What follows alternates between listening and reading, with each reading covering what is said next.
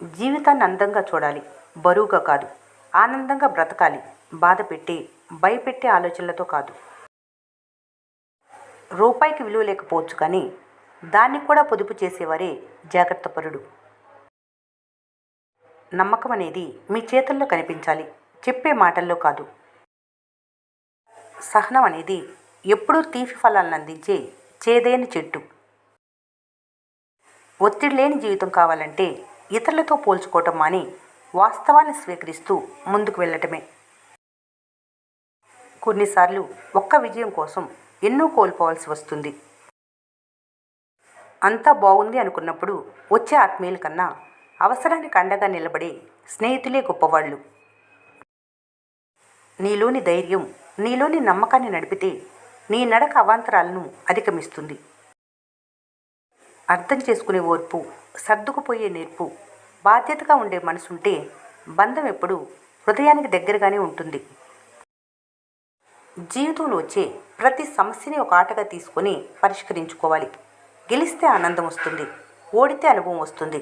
గెలుపు గర్వానికి పునాది వేస్తే ఓటమి తెలివికి పునాది వేస్తుంది.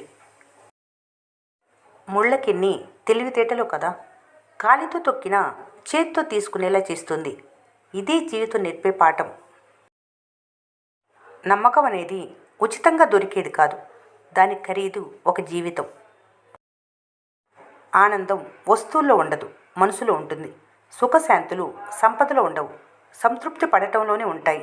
ఎంత సాధించినా సంతృప్తి లేని జీవితానికి శాంతి అనేది ఉండదు. సమయం ఎప్పుడు ఒకచోట ఆగదు, జీవితం ఎప్పుడు ఒకేలా ఉండదు.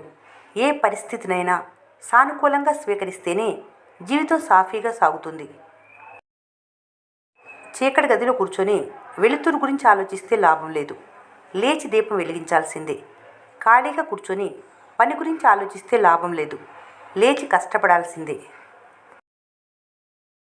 కొందరు ఎప్పుడు సంతోషంగా ఉంటున్నారంటే వాళ్ళకి ఏ సమస్యలు లేవని కాదు, ఎన్ని సమస్యలు వచ్చినా వాటిని ఎదుర్కొనే ధైర్యం ఉందని. మనిషి అతి ముఖ్య బంధం తన ఆరోగ్యం. అది దూరమైతే అన్ని బంధాలు భారమే. రెచ్చగొట్టే వాళ్లకు, చిచ్చు పెట్టే వాళ్లకు దూరంగా ఉండు. జీవితంలో ప్రశాంతంగా ఉంటావు. మీలో బలమైన మార్పు రావాలంటే మనసుకు అసలైన గాయాలు జరగాల్సిందే. నీ ప్రయత్నం నువ్వు చేస్తే నీ గెలిపే మాట్లాడే రోజులు వస్తాయి. శత్రువు మిమ్మల్ని చూసి నవ్వుతున్నాడంటే మీకు దగ్గరగా ఉన్న వ్యక్తి మిమ్మల్ని మోసం చేశాడని అర్థం. ఎప్పుడూ నవ్వుతూ ఉండండి. ముఖ్యంగా మీరు నవ్వుతూ ఉండటం చూడటం ఇష్టం లేని వారి ఎదుట. నీతిగా నిజాయితీగా ఉండేవారి కన్నా అబద్ధాలు చెప్పి ఆకట్టుకునే వారికి ఈ ప్రపంచం విలువనిస్తుంది. ప్రారంభించిన వెంటనే ఫలితం కనిపించటం లేదని బాధపడొద్దు. మహావృక్షమైన మౌనంగానే ఎదుగుతుందని మర్చిపోవద్దు. నీ ప్రయత్నం నువ్వు చేయి, ఫలితం భగవంతుడు వదిలే. కళ, లక్ష్యం, కోరిక ఏదైనా దాన్ని సాధించటానికి ప్రయత్నాలు చేయటం తప్ప వేరే మార్గం లేదు. కరుగుతున్న కాలానికి, జరుగుతున్న సమయానికి, అంతరించే వయసుకి మిగిలిపోయే జ్ఞాపకమే మంచితనం. అదే ఆభరణం. తప్పటడుగులు వేయకుండా నడక రాదు, పరాజయం లేకుండా విజయం రాదు. నీకు కావలసిన దానికోసం శ్రమించకుండా పోగొట్టుకున్న దాని గురించి అడగటం మూర్ఖత్వం అవుతుంది. వ్యక్తిత్వం వారసత్వంగా వచ్చేది కాదు, దానిని ఎవరికి వారు స్వయంగా సంపాదించుకోవాలి. చుట్టూ ఎంత నీరున్నా పడవ మునిగిపోదు. ఎప్పుడైతే నీరు దానిలోకి వస్తుందో అప్పుడే మునిగిపోతుంది. సమస్యలు కూడా అంతే. వాటిని మనసులోకి తీసుకుంటేనే మనశ్శాంతి దూరం అవుతుంది. తగిలిన ప్రతి గాయాన్ని జ్ఞాపకంగా గుర్తుపెట్టుకుంటే అది బాధ. ఆ తగిలిన ప్రతి గాయాన్ని పాఠంగా మార్చుకుంటే అది మార్పు.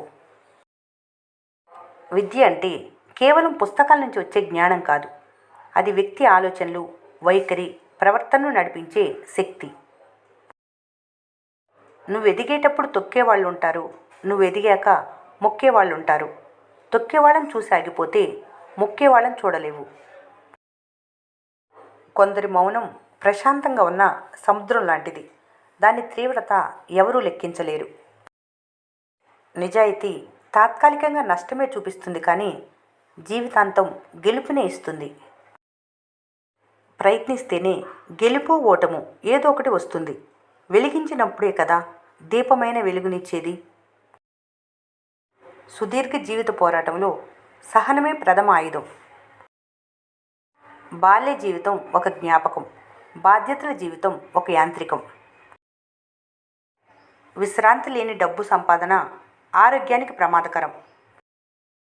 భక్తి అంటే ఏదో ఇస్తాడని ఆశపడటం కాదు, ఆయన ఇవ్వబట్టి ఇలా ఉన్నారని తెలుసుకోవటం.